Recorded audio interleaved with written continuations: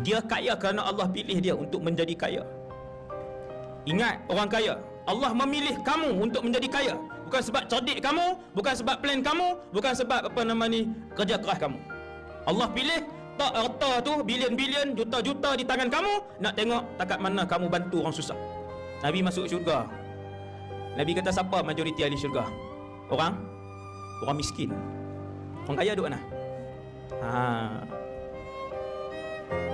Selalunya orang bila Allah bagi kaya, dia lagi kedekut ke lagi pemurah? Lagi kedekut.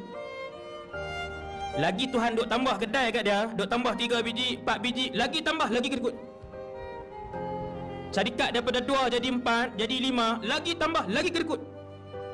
Aku melihat majoriti ahli syurga itu di kalangan fuqara, kata Nabi, di kalangan orang miskin. Majoriti miskin. Orang kaya duk mana? Jaga-jaga orang kaya, jaga-jaga. Jangan berasa sedap, jangan berasa senang. Majoriti kalian di dalam neraka.